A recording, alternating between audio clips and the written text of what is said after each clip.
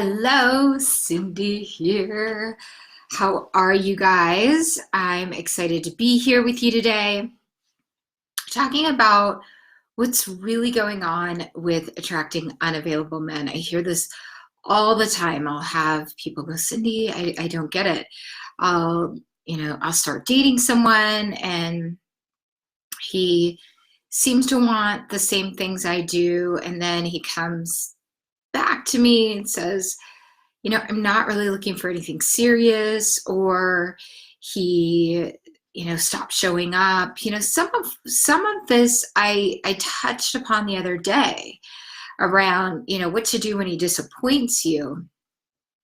So this is taking it a step further around looking at, unavailability. Do you find yourself dating people that are long distance often? Do you find yourself in situations where it feels like, somebody's dangling the carrot in front of you?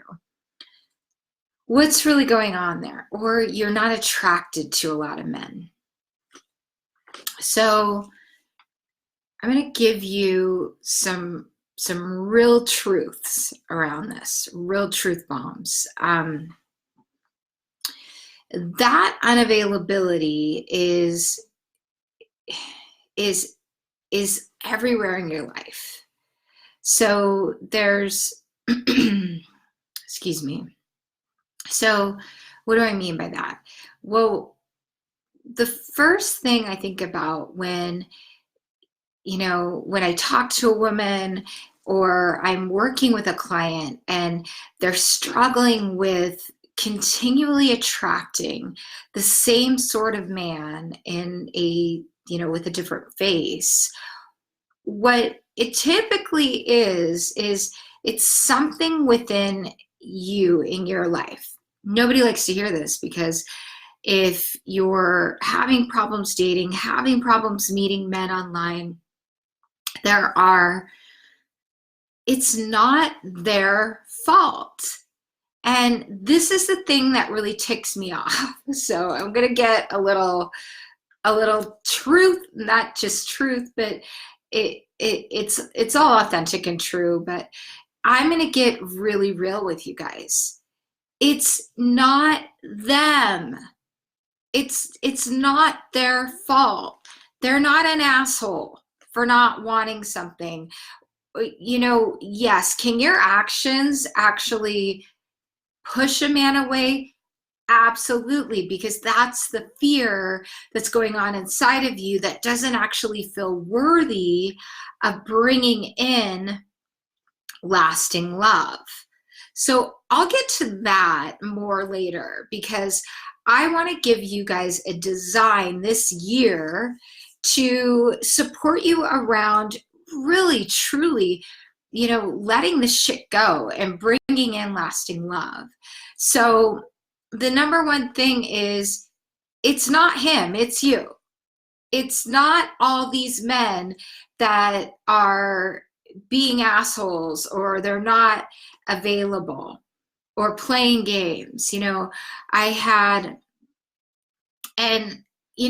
can easily this can shift so quickly. This can shift in 2 weeks or 3 months. It can shift in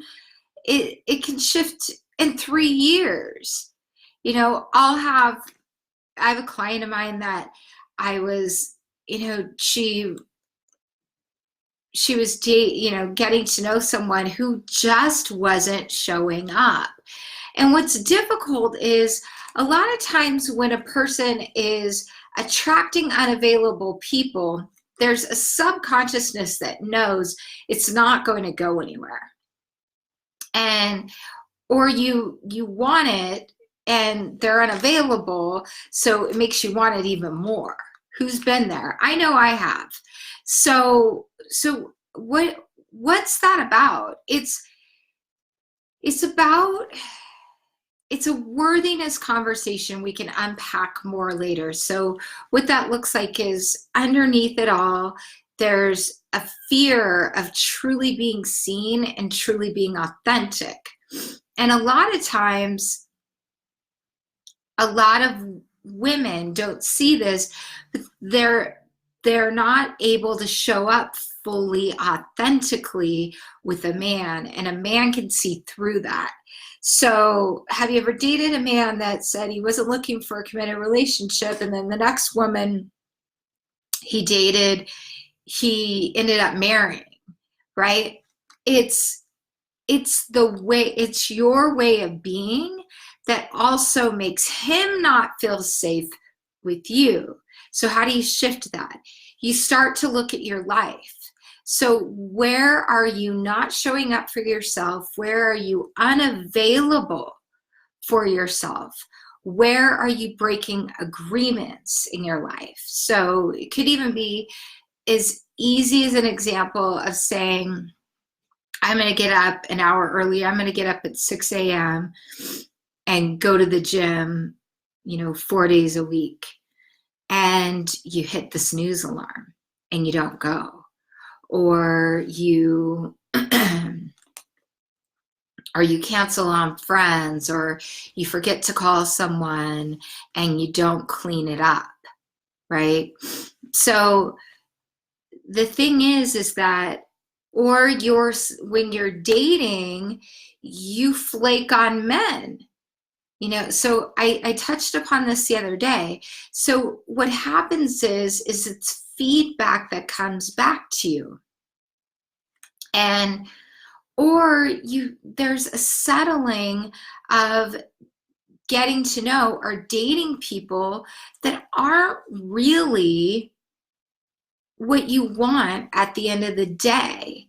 And a lot of times there's fear around that. Like, how do I let a man know what I'm looking for without being needy? And how do I move forward in an empowered way, right? It could be anything. It could be that you make an agreement that, this is a good one, you make an agreement that you don't kiss anyone on the first date, and you end up breaking that. And then you tell him, well, I don't normally kiss on the first date. So the message that sends subliminally is that I break agreements with myself. If that is a true boundary and you're breaking that boundary, kind of like not having sex until you're in a committed relationship and then you end up doing it. Now, we all have things that come up. We get in, like, mistakes happen, we slip up. You can clean that up. It's a matter of you get to stick with your word moving forward, because that is only going to make someone rise up to you. So if you're not taking care of yourself, you're not following through on agreements, there's areas in your life that lack that, you're teaching people to treat you that way. You're teaching a man to treat you second, third, fourth. Also, if you're not honoring yourself first, and I was talking about this earlier in my Manifest Your Man love group, around, if you're not actually taking care of yourself first, and you're doing everything for everyone else, and especially this time of year, if you're a mother or anybody, quite frankly, it's a time of year that you can easily be depleted. If you're not taking care of yourself, you're teaching the others around you to not honor you and take care of you either. There's nothing wrong with being a giving, caring person. It's beautiful. However, putting the oxygen mask on your face first will teach others to mirror that with you, which is boundary setting, not being bendy with your boundaries. And I think, a lot of times I'll speak with women, and and they'll say, gosh, I feel so bad showing up this way. I feel, I feel bad not texting a response right back. I feel bad, I feel certain things. And I'm going to dive into this much more because feelings change, and doing something that's new is naturally going to feel uncomfortable. And what I notice is the more stubborn you are, the harder it is to move out of this lower level frequency to rise up to a higher level, a higher frequency, a higher vibration, to bring in the abundance in your life that you desire. I think, there are sometimes women say, well, I want a man that's a provider. Awesome. How are you providing for yourself? Is there something in the gap there? Are you looking for someone to take care of you? And look, there's nothing wrong with wanting someone that's abundant, financially secure, financially abundant. There's nothing wrong with that. It's, what is your intention around that piece? I'm inviting you to take a look at that. So, ladies, part of this is doing the work. I've been working with my clients around a vision in their love life for 2020, and really peeling back the layers and, doing the healing work to open yourself up to fully receive love. How badly do you want it? And how easy is it for you when you get frustrated to do it differently, to go back to what you're comfortable with? It's kind of like how everybody goes, everybody signs up for a gym membership in January. I mean, you can barely get through the gym in the evening, sometimes in the morning, right? But that goes away by the 1st of February, even towards the end of January. It goes away. So what do you do differently? It's getting the support, really, to create different habits, to create a different way of being, and being committed to that way of being. Are you hiding from yourself? Are there things that you don't want to be seen? Men sense that. They do. And then you're going to inadvertently attract somebody that might be keeping secrets as well. So I truly believe that there are, most men are really great. Most women are really great and have good intentions around love.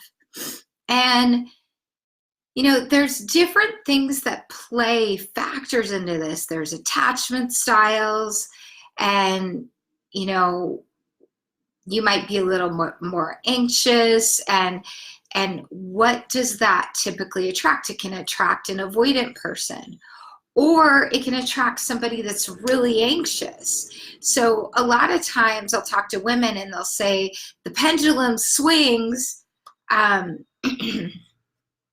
really high. So it's either I attract a really clingy guy, or I attract a really detached person, or there's something in between that happens.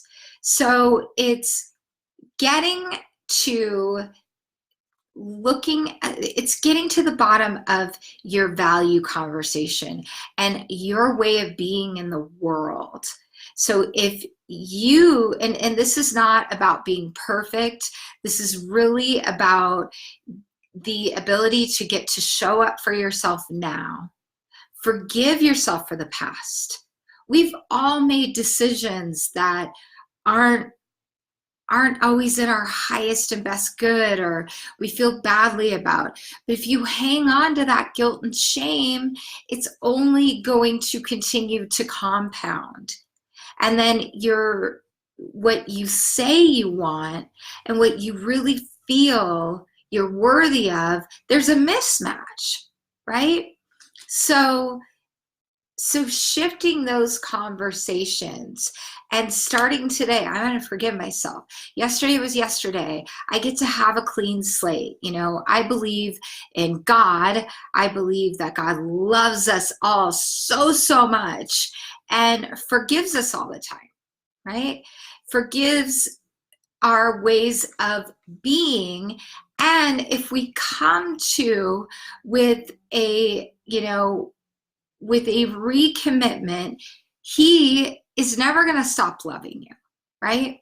It's kind of like your children. Hopefully you love them as unconditionally. I think God loves us more, but I'm not going to get into that, but really look at where are the parts that you're not showing up for you, or that you see limitations in your life. All right. I love you guys. I hope this helped. Please comment below. Did this resonate with you? Do you want to hear more of this? And are you ready for your 2020 plan for love? Have an amazing rest of your day, and I'll see you soon. Mwah.